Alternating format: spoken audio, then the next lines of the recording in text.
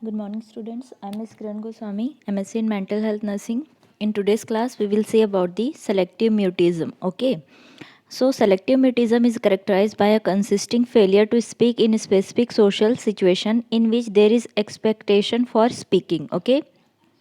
Means it is a childhood disorder. Okay. In which when we expect that the child can speak something, the child will not expect speak anything. Okay, the child will be constantly mute. Okay, means जब हम लोग expect करते हैं कि इस situation में child कुछ बात करे, कुछ बोले, कुछ एक्सप्रेस करे अपने आप को, लेकिन चाइल्ड ऐसा नहीं करता, वो साइलेंट रहता है हमेशा. ठीक है, हमेशा क्या रहता है, म्यूट रहता है. Okay, then children with selective mutism have the ability to both speak and understand language. ठीक है, और इसके साथ साथ ही क्या होता है, चाइल्ड में ये एबिलिटी रहती है कि वो स्पीक कर सके या तो फिर बोल सके. ठीक है, मीन्स कोई फिजिकल डिफॉर्मिटी चाइल्ड में नहीं रहती है, वो एबल रहता है बात करने के लिए, लेकिन फिर भी चाइल्ड क्या करता है, बात नहीं करता है. ठीक है, इवन वो लैंग्वेज जिसको क्या करता है, अंडरस्टैंड भी करता है, मीन्स उसको बात करने भी आता है. जिस लैंग्वेज में कॉमनली वो बात करता है उस लैंग्वेज को जानता है, फिर भी बात करना अवॉइड करता है. ओके, साइलेंट रहता है या तो फिर म्यूट रहता है. Okay,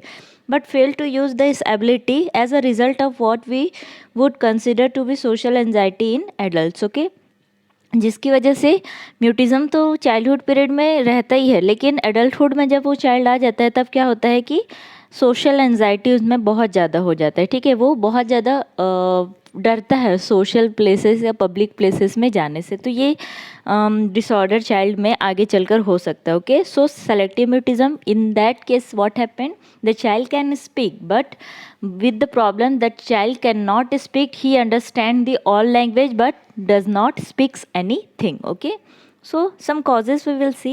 It is inherited predisposition to anxiety, then overexcitability of the area of the brain called amygdala, then inherited predisposition to anxiety, मतलब कि इनहेरिटेड में भी हुआ होगा one generation to the another generation. Then second is the over excitability अगर हुआ होगा, या तो फिर ब्रेन के कुछ पार्ट्स में कोई प्रॉब्लम रहा होगा, नर्वस सिस्टम डिस्टर्ब होगा, या कोई पार्ट्स काम नहीं कर रहे होंगे. ठीक है, मीन्स कोई सा भी पार्ट अफेक्टेड हो सकता है इसमें. Okay, then next is the sensory integration dysfunction, means sense organs में कोई डिफॉर्मिटी होगी तो. Okay, then next is the auditory processing difficulty, means child अगर अच्छे से सुन नहीं पा रहा होगा तो वो क्या कर सकता है, कमांड को फॉलो मे बी ना कर पाए, इसीलिए वो बोलता नहीं होगा या तो फिर म्यूट रहता होगा. Okay, so we will see about this some treatment portions here.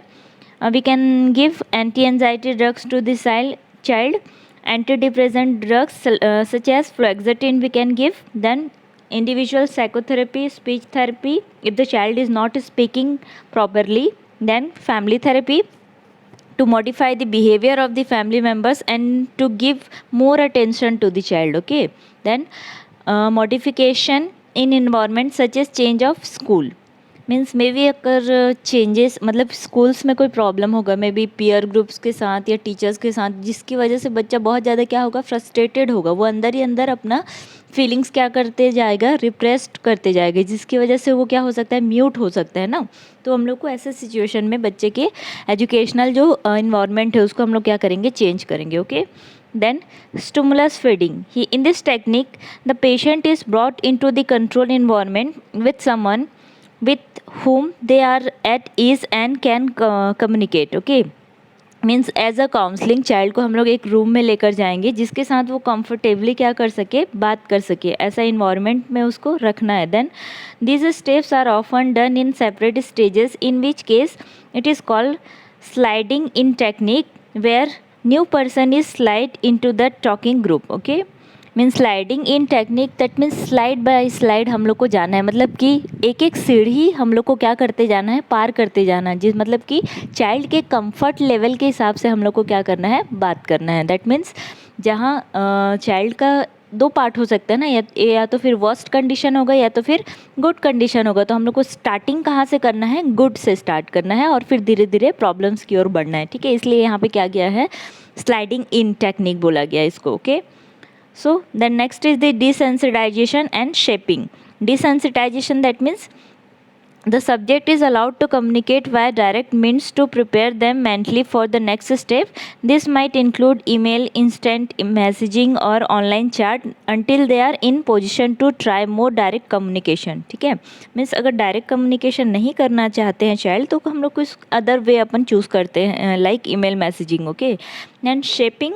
The child is slowly encouraged to speak.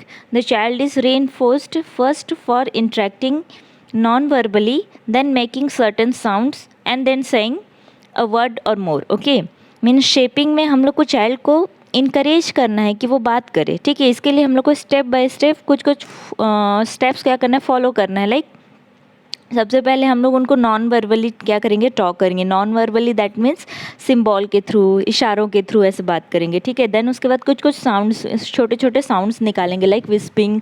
ठीक है, देन उसके बाद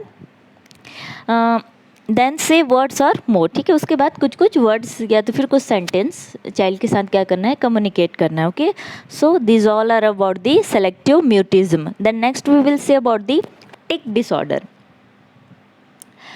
here tic disorder, it is also known as Tourette syndrome. That Tourette syndrome, I have given one girl seminar. She will perform in a broad way. Okay, I will take this in a short matter. Okay, short content. So tic disorder are defined in DSM based on types, motor or phonic, and duration of tics: sudden, rapid, non-rhythmic, stereotyped, involuntary movements. A large community-based study suggests that over 19% of the school-age children have tic disorder. Okay, tic disorder, it is also known as Tourette syndrome. Okay, here what happens?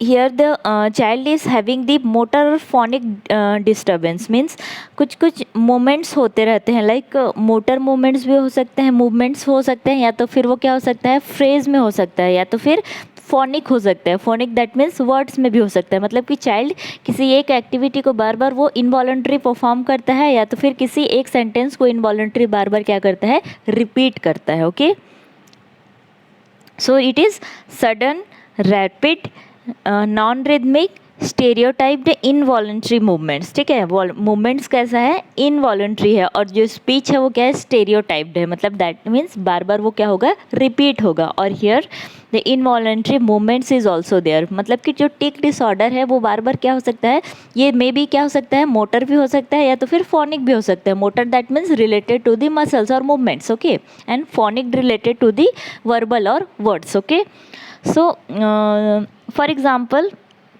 हम लोग जब भी बात करते रहते हैं तो हमेशा कभी कभी किन्हीं का आदत होता है कि हम लोग बार बार नोज़ को टच करते हैं, आइज़ को टच करते हैं, ऐसा होता है. ठीक है, फॉर एग्जांपल के लिए हम लोग ले सकते हैं सलमान खान, वो बार बार नोज़ को टच करते हैं. Okay, then for phonic disorder हम लोग किसी एक वर्ड्स को बार बार क्या करते हैं, रिपीट करते हैं. ठीक, तो ये दोनों क्या है, Tourette syndrome. Okay, the next we will say about the classification. Here first is transient tic disorder, chronic tic disorder, Tourette's disorder, and last is the tic disorder not otherwise specified. Okay, so first we will see transient tic disorder consists of multiple motor or phonic tics with duration of at last 4 weeks but less than 12 months. Transient tic disorder में क्या होता है, multiple होते हैं, motor और phonic ticks दोनों होते हैं. ठीक है, लेकिन ड्यूरेशन मेनली हम लोग को यहाँ पे फोकस करना है. ड्यूरेशन क्या रहता है, 4 वीक्स तक लास्ट रहता है.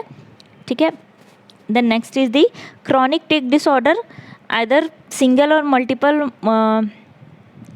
और मल्टीपल मोटर और फोनिक टिक्स. ठीक है, जो फर्स्ट हम लोग पढ़े हैं ट्रांजिएंट में वो क्या था, multiple motor and phonic tics था ना, लेकिन यहाँ पे क्या है, सिंगल और मल्टीपल फोनिक टिक्स होता है. अदर सिंगल भी हो सकते हैं या तो फिर मल्टीपल भी हो सकता है, लेकिन जो हम लोग ट्रांजिएंट पढ़े हैं उसमें सिर्फ क्या है, मल्टीपल टिक्स थे. Okay, but not which are present for more than 1 year. ठीक है, और ये क्या होता है, 1 ईयर तक रहता है. ठीक, the next is Tourette's disorder. It is diagnosed when both motor and phonic tics are present for more than 1 year. ठीक है, तो ट्रांजिएंट और क्रॉनिक टिक्स थे वो अंडर 12 मंथ तक थे ना, लेकिन जो टॉरेट सिंड्रोम है वो क्या रहता है, मोर देन 1 ईयर तक रहता है. ओके, और इसमें बोथ रहते हैं. ठीक, motor and phonic tics. Then tic disorder not otherwise specified, इसमें क्या होता है, is diagnosed when tics are present but do not meet criteria for any specific tic disorder, ठीक है। इसमें मोटर एंड फोनिक दोनों डिसऑर्डर होते हैं, दोनों टिक्स रहते हैं, लेकिन वो आगे जो हम लोग 3 डिसऑर्डर्स पढ़े हैं, 3 टाइप्स पढ़े हैं, ठीक है, ट्रांजिएंट, क्रॉनिक और टॉरेट्स, ठीक है, इन तीनों के किसी भी क्राइटेरिया में वो फिट नहीं होता है, ठीक है, इसलिए हम लोग उसको कौन सा डिसऑर्डर बोलते हैं, कौन सा टाइप्स बोलते हैं, टिक disorder not otherwise specified. Okay, so here some treatments are there. First is clonidine we can give to the patient, then as a first aid na. Then next is the typical and atypical neuroleptics, that means it is antipsychotic drugs. Okay, so we can give risperidone, haloperidol or pimozide. Okay, then next is the antihypertensive agents we can give like clonidine and guanfacine. Then next is the cognitive behavioral therapy we will give as a psychotherapy to the child. Then habit reversal is help to the treatment of tics, मतलब कि बार बार कोई एक activity को अगर बच्चा perform कर रहा है, कोई एक वर्ड्स को रिपीट कर रहा है, ठीक है, इसलिए हम लोग उसको क्या करेंगे, हैबिट थेरेपी या हैबिट रिवर्सल थेरेपी देंगे, ताकि वो जो उसका बिहेवियर, रिपीटेटिव बिहेवियर है, वो क्या हो सके, एलिमिनेट हो सके. Okay, then relaxation technique such as exercise, yoga, meditation may be useful in relieving the stress. ठीक, मे बी किसी स्ट्रेस की वजह से अगर चाइल्ड ऐसा बिहेवियर रिपीट या फिर परफॉर्म कर रहा होगा, तो हम लोग को क्या करना है, चाइल्ड को रिलैक्स करना है. और रिलैक्सेशन के लिए हम लोग क्या यूज़ कर सकते हैं, एक्सरसाइज, योगा और meditation. Okay, so these all are about the mutism and the tic disorder. Okay, you have to prepare notes very fast. Okay, then next class we will see about the disorders of elimination, that is enuresis and the encopresis. So thank you students.